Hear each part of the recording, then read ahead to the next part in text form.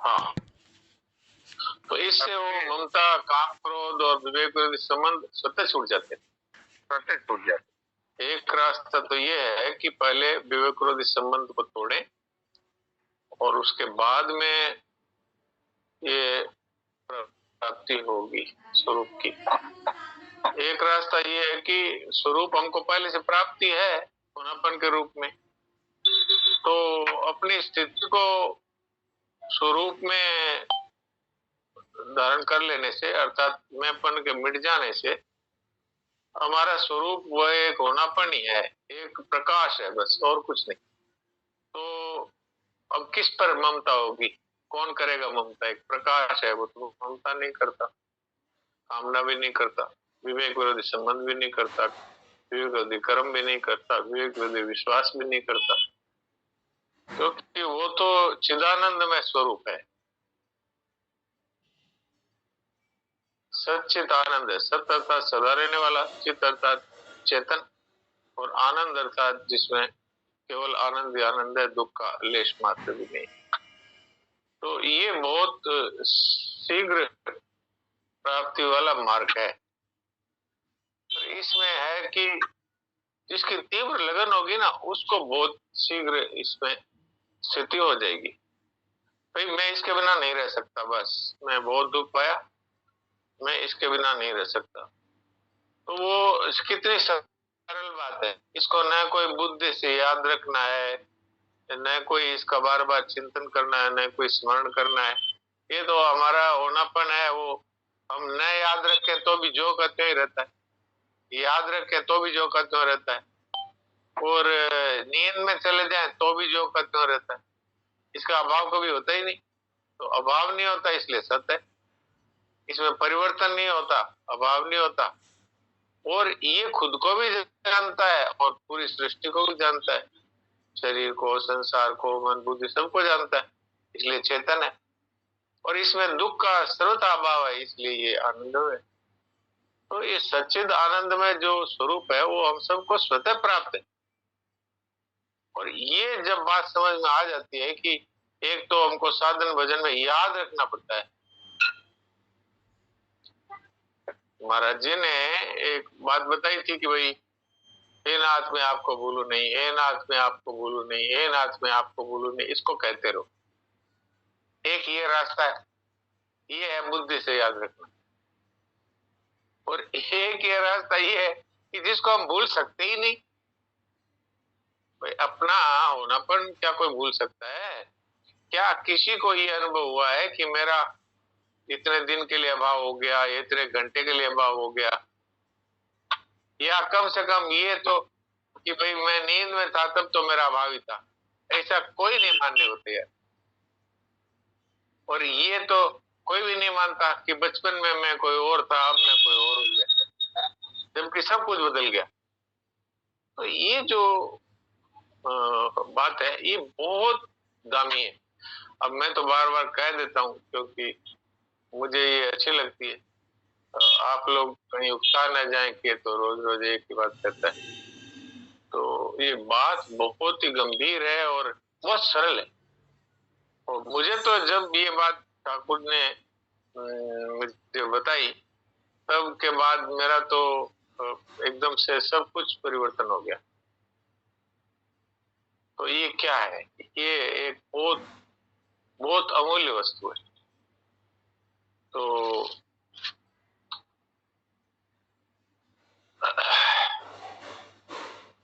मुझे ये आश्चर्य जरूर होता है कि इतनी अच्छी बात मिलने के बाद भी किसी का प्रश्न नहीं है। तो या तो ऐसा है कि भाई सब के सब स्वरूप को प्राप्त कर चुके, आत्मज्ञान हो गया, और या फिर ऐसा है कि समझ में नहीं आ रहा है। तो समझ में नहीं आए तो भी प्रश्न नहीं होता, और एकदम समझ गए तो भी प्रश्न नहीं होता, तो बीच वाले को प्रश्न होता है। जैसा एक बात पूछ रहा था मैं, आपने आज एक बात और कही, प्रकाश स्वरूप है, ज्योति स्वरूप है। हाँ, तो इसकी बात सच्ची है, यही बात सब सत्संग में भी आती है। तो इसका अनुभव किस तरह से होता है। ये लोग कई बोलते हैं आज्ञा चक्र में बोलते, कोई हृदय का समय बोलते हैं। तो ये बात कुछ आप विशेष कुछ प्रकाश डाल सकते इस पर। अब मैं ये आपको इस विषय में एक बहुत बहुत ही ऐसी बात बताता हूँ कि जो जान लेने के बाद में फिर ये प्रश्न नहीं रहेगा। वो बात ये है कि आप उस प्रकाश को देखने वाले नहीं रहते, वो प्रकाश ही स्वयं से स्वयं को जानता। वहां पर ये जो मैं प्रकाश का अनुभव करूं ऐसा रहता है, तब तक वो मैंपन का अंश है। जब तक मैंपन का अंश है तब तक ब्रह्म से अलग स्थिति है। तो इस बात को भूल जाइए। यही बात है कि प्रकाश ही अपने आप को जानता है, वही अनुभव करता है। प्रकाश को ही प्रकाश का अनुभव होता है। एक बार शरणाजी महाराज से किसी ने पूछा, महाराज जी ये बताइए ब्रह्म का अनुभव किसको होता है? महाराज जी ने उत्तर दिया, अरे यार ब्रह्म का अनुभव ब्रह्म को ही होता है। वो तो ऐसे बोलते थे, यार बोलते थे वो मित्र को, और मित्र उनके थे भगवान कृष्ण, सखा थे। तो वो कहते थे, एक बार देवकी जी को कहा कि मैं जो कह रहा हूं ये तुम लाली मान लो। तो उन्होंने कुछ उसमें संदेह सा प्रकट किया और कहा कि आप उनसे कह दीजिए। तो बोले हाँ वो मेरे सखा है, मैं कह दूं। तो वो यार करके संबोधित करते थे भगवान को। तो इसलिए वो साधक ने पूछा, तो ब्रह्म ब्रह्म की प्राप्ति किसको होती है? अरे यार वो तो ब्रह्म को ही होती है। अर्थात ब्रह्म का अनुभव करने वाला कोई नहीं रहता। ऐसे इस प्रकाश का, ज्योति का अनुभव करने वाला कोई नहीं है। प्रकाश और ज्योति वैसी नहीं है जैसे दीपक की ज्योति है। दीपक की ज्योति तो जड़ है क्योंकि वो अग्नि है, उसको पता नहीं है कि मैं क्या हूं और सामने क्या है। लेकिन ये जो स्वयं ज्योति की बात हो रही है, ये चेतन है, ये जड़ नहीं है। ये खुद को भी जानता है ये इस प्रकाश, और समस्त सृष्टि को भी जानता है, ईश्वर को भी जानता है। अर्थात ईश्वर स्वयं ही है, यूं मानो। ये ज्योति है, ईश्वर स्वयं है। तो ईश्वर हमारी बुद्धि में थोड़ी आ सकते हैं, तो स्वयं को ही स्वयं जानते हैं। ये जब अर्जुन ने स्तुति की है भगवान की, स्वयं एव आत्मनात्मानम, ये कहा, आप स्वयं ही अपने आप से अपने आप को जानते हैं। स्वयं एव आत्मनात्मानम वेत्तम पुरुषोत्तम, ये पुरुषोत्तम आप स्वयं ही स्वयं को जानते हैं। वहां दूसरा कोई उनको जान नहीं सकता। ऐसे ही ये जो स्वयं ज्योति जिसकी बात मैं कर रहा हूं, ये स्वयं में ही अपने आप को जानने वाली है, इसको कोई दूसरा जानने वाला नहीं। और अपना तो सर्वथा अभाव ही हो जाता है। जहां आपने होनापन के साथ अपनी विलीनता कर दी, उसके बाद में आप तो रहे नहीं ना। चाहे शरणागति में मान लो, शरणागति में भी शरणागत नहीं रहता, सिर्फ शरण्य रहता है। अर्थात अगर जिसकी हमने शरण ली है वो रहते हैं। जो शरणागत है वो तो विलीन हो जाता है। जैसे नदी है, वो तब तक ही नदी है जब तक वो समुद्र में मिलती नहीं। मिलने के बाद वहां नदी नहीं रहती, समुद्र हो जाता है। ऐसे ही है कि स्वरूप में हमारी स्थिति होने के बाद हम नहीं रहते, स्वरूप ही रहता है, अर्थात परमात्मा ही रहता है। और शरणागति में भी जो शरण हुआ है वो नहीं रहता। तो आप कहेंगे अरे ये शरणागति का क्या फायदा, अपना अभाव ही हो गया। अभाव नहीं हुआ, वो भगवत स्वरूप हो गया। वो यूं समझो नदी था जब छोटी थी और समुद्र हो गई, तो नदी का अभाव नहीं हो गया, तो नदी ही समुद्र हो गई। ऐसे ही ये जीव है, समाप्त नहीं हो गया, जीव ही भगवत स्वरूप हो गया। हाँ, आप उसको अलग से नहीं पकड़ सकते। हाँ, संसारी मनुष्य तो महात्मा को वो शरीर में जैसा है वैसा ही देखते हैं। वो सोचते हैं जैसे हम है वैसे ये है, चलते हैं, फिरते हैं, बोलते हैं, खाते हैं, पीते हैं। लेकिन वो तो सहज समाधि में रहते हैं, वो अपने शरीर में नहीं रहते हैं, उनकी स्थिति परमात्मा में रहती है। और इस बात का अनुभव कोई भी कर सकता है, पर होनी चाहिए कि मुझे ये संसार जो वास्तव में नहीं है, जिसका अभाव ही है, वो संसार के भोग, संसार की वस्तुएं मुझे नहीं चाहिए। ये जिसका भाव होगा वही इस बात को समझ पाएगा और उसी की स्थिति होगी। लेकिन जिसको संसार सत्य दिखता है उसकी स्थिति नहीं होगी। वो चाहे सुन ले और कह भी दे, कहने और सुनने के बाद भी उसकी स्थिति नहीं होगी। तो आपने ये बड़ा अच्छा प्रश्न किया कि भाई आपने स्वयं प्रकाश या ज्योति की बात कही, उसको थोड़ा और कहिए। तो इसमें मूल बात यही है कि वो ज्योति चेतन है और वो ज्योति ही ज्योति को जानती है। वहां पर दूसरा उसको नहीं जान सकता। मैं उस ज्योति का अनुभव करूं तो फिर वो समाधि की स्थिति होगी। जो सांसारिक जो कई सिद्ध पुरुष लगाते हैं भाई 10 घंटे के लिए उस ज्योति का अनुभव करते हैं, 5 घंटे के लिए अथवा 1 घंटे के लिए अथवा आधा घंटे के लिए अथवा 2 दिन के लिए, फिर वो उठ जाते हैं, तब ज्योति का अनुभव उनका बंद हो जाता है। उसको व्युत्थान कहते हैं। पर ये तो सहज समाधि है, ये तो लागी समाधि, अखंड अपारा, वो वाली समाधि, ये कभी कभी ये समाप्त नहीं होती। ये मेन बात। बड़ा अच्छा इन्होंने सवाल किया। ऐसे साधक जब पूछते हैं तो बहुत उसका खुलासा होता है। तो किसी का प्रश्न नहीं है तो मैं देवकी जी से बात करता हूँ।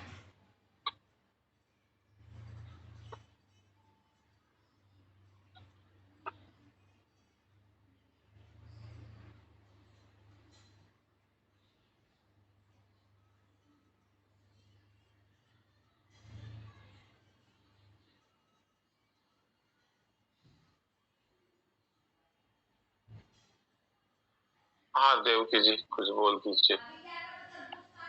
नारायण नारायण नारायण नारायण नारायण नारायण। तो इसमें क्या है कि स्वामी जी ने आगे है ना थोड़ा स्पष्ट और किया है। अच्छा बताइए बताइए। हाँ, ये आपने जो ये प्रसंग चलाया ना, ये विवेक विरोधी संबंध का त्याग, इसी में से ये बात निकली है।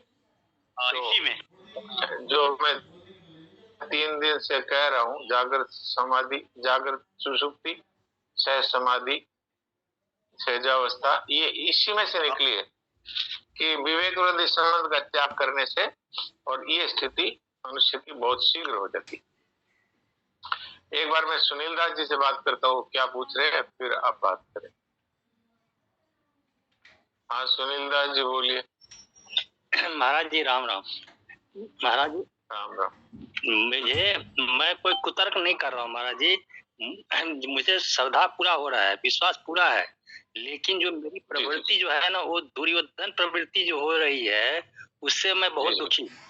उसका कारण क्या है कि संसार की सत्ता नहीं है, ये तो स्पष्ट भान हो रहा है।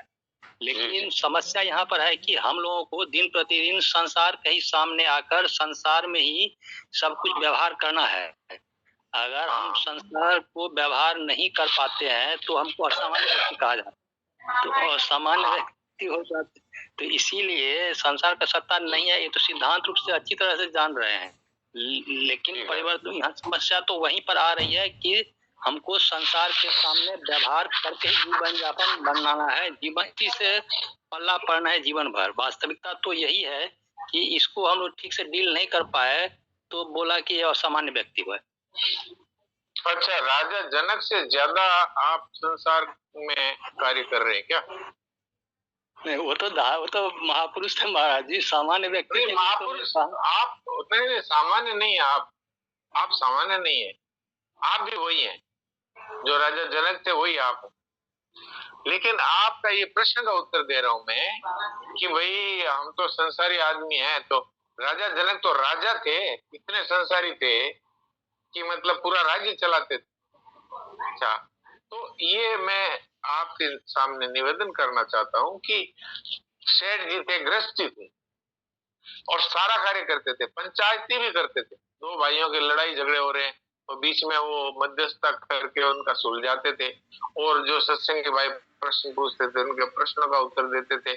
और तो और सूत का व्यापार की दलाली करते थे, व्यापार था उनका, व्यापारी थे वो, सूत की दलाली करते थे। ये बांकुड़ा में, बंगाल में बांकुड़ा जगह है, वहां उनका व्यापार था। तो वो संसार का कोई काम वो नहीं करते थे ऐसा नहीं था, लेकिन इतना अच्छा ढंग से करते थे कि आप और हम क्या कर पाएंगे। उनका नाम था, कोई कहते कि मैं सच कह रहा हूं, बोले आया बड़ा जयदयाल गोविंद, ऐसा नाम था, इतने सत्यवादी और ब्रह्म प्राप्त पुरुष थे। तो अब ये दो उदाहरण देकर मैं आपके सामने निवेदन करना चाहता हूं कि जीवन मुक्त पुरुष जो होते हैं ना, वो गृहस्थ में रहते हुए बिल्कुल वैसा ही व्यवहार करते हैं जैसा एक अज्ञानी पुरुष करता है, लेकिन उनके संसार की सत्ता नहीं है, लेकिन सेवा बिल्कुल वैसे ही करते हैं। वो माता पिता की सेवा भी करते हैं, पत्नी है वो उसकी भी सेवा करते हैं, उसका भी भला चाहते हैं, बच्चों को भी अच्छी शिक्षा देते हैं, घर में रहते हैं, गृहस्थ हैं, वो छोड़ के तो भागे नहीं। तो बात क्या है, उन्होंने सिर्फ इतना समझ लिया कि ये सत्य नहीं है, लेकिन नाटक जो का त्यों ही करते हैं, वो बिल्कुल नाटक में कोई कमी नहीं है। लेकिन अंदर से कोई मर गया तो वो नाटक के रूप में भले ही रोए या शोक प्रकट कर दें, उनको अंदर से कोई फर्क नहीं पड़ता। क्यों नहीं पड़ता? कि वो जानते हैं कि ये तो वास्तव में सारा मिट ही रहा है पहले से ही, और व्यवहार में उनकी सत्यता होती है, क्योंकि कोई आसक्ति नहीं है, कोई लगाव नहीं है, कोई लोभ नहीं है, न कामना है, न ममता है। तो उनका व्यवहार है वो बिल्कुल भगवान कृष्ण की तरह होता है, भगवान राम जी की तरह होता है। राम जी स्वयं भगवान और गृहस्थ में थे, कृष्ण जी स्वयं भगवान और गृहस्थी थे, और सारा कार्य करते थे। सुबह उठ के संध्या वंदन करते थे, आप सोचिए, ध्यान करते थे। तो फिर महाराज संसार की से व्यवहारिक सत्ता मानना पड़ेगा, व्यवहार करना है हमको संसार के साथ। हाँ, तो व्यवहारिक सत्ता मानो, उसके लिए कहाँ मैं मना करता हूँ। व्यवहारिक सत्ता मना नहीं है, लेकिन उसकी पक्की जो सच्ची सत्ता मानते हैं वो नहीं, ये व्यवहारिक सत्ता है, ये तो कोई दिक्कत नहीं। और ये आसक्ति खा रही है, आसक्ति नहीं है, फलेच्छा नहीं है, कामना नहीं है, ममता नहीं, ये नहीं है। बाकी सेवा थोड़ी कोई कमी है, और मैं तो ये कहता हूँ कि तत्व के होने के बाद बढ़िया सेवा होती है, बढ़िया व्यापार होता है, बढ़िया घर के अंदर कार्य होता है, दुनिया के अंदर लोग उसको महात्मा कहने लगते हैं, जो जो उनको तत्व से जानते हैं वो। अब आप देखो ना, सेठ जी थे, भाई जी थे, दोनों गृहस्थी थे, घर का पूरा व्यवहार था, उनकी बेटियां भी थी, वो उनके पत्नी भी थी, उनका घर भी था, भाई जी का भी, और सेठ जी का मैंने बताया व्यापार भी था। तो ये बाधा कब आती है कि हम संसार की व्यवहारिक सत्ता को पारमार्थिक सत्ता अर्थात पक्की मान लेते हैं। तब क्या है कि रुपयों के लिए हम पाप कर लेते हैं, और स्वार्थ के लिए हम पाप कर बैठते हैं, और भोगा शक्ति के कारण से और शास्त्र विरुद्ध कार्य कर बैठते हैं। ये है बात। अब बताइए जी महाराज, अब बताइए स्पष्ट महाराज। ऐसा वही हम लोगों को आसक्ति बुरी है, आसक्ति कर्तव्य करना चाहिए, कर्तव्य करने में कोई मनाही नहीं है। हाँ, कर्तव्य करना ही चाहिए। आप देखिए, भगवान श्री कृष्ण है, वो स्वयं भगवान थे, लेकिन अर्जुन को ये नहीं कहा कि तू जा साधु हो जा। अर्जुन ने तो कहा था मैं युद्ध नहीं करना चाहता, मैं तो संन्यास ले लूंगा। भगवान ने कहा नहीं, युद्ध कर। तात्पर्य क्या है? तात्पर्य ये है कि सुख दुखे समय कृत्वा लाभा लाभो जया जो ततो युद्ध है जस्व नैवम पापनो अपशिष्य। कभी भी संत महापुरुषों के द्वारा आसक्ति पूर्वक, फलेच्छा पूर्वक, ममता पूर्वक कार्य होता नहीं, क्योंकि उनकी स्थिति है स्वरूप में, उनकी स्थिति है अपने होनेपन में, उनकी स्थिति है आत्मा में, और इसमें किसी प्रकार का कष्ट नहीं है, प्रयत्न नहीं है, अभ्यास नहीं है। अष्टावक्र गीता में साफ लिखा है, समस्तम कल्पना मात्रम, ये जितना संसार आपको दिख रहा है ये कल्पना है केवल, और बिल्कुल साफ दिखाई भी देता है कि कल जो था वो आज नहीं है, तो कल्पना ही तो थी, और प्रति क्षण पुराना हो रहा है, शरीर भी और संसार भी, हर एक चीज तो है तो कल्पना ही। तो समस्तम कल्पना मात्रम, आत्मा मुक्त है, सनातन है, जो हमारा होनापन है वो मुक्त है और सनातन। इति विज्ञाय धीरो ही किमभ्यस्यति, इतना जानने के बाद में बुद्धिमान पुरुष क्या अभ्यास करे, कि ध्यान लगाए, चिंतन करे, स्मरण करे, क्या करे? ये क्या बुद्धिमान ऐसा करेगा? वो तो जान गया कि ये सार है, ये असार है, असार है, असार को छोड़ दिया तो सार को पकड़ लिया, बाकी असार में जो व्यवहार करना है वो वैसे ही किया। संत महापुरुष के पास भी जब दो भाई लड़ते हुए आते हैं कि भाई इसने मेरी जमीन 5 फुट जमीन मेरी हड़प ली, तो वो संत ये नहीं कहते कि ये तो असत है, इसका तो अभाव है, संसार कुछ भी नहीं है, जमीन क्या है, कुछ नहीं है, ये नहीं कहते। वो ये कहते हैं अरे भाई इसका 4 फुट जमीन है, वो तुम छोड़ो, इसको दो, क्योंकि वो तो समझेगा नहीं ना सार सार।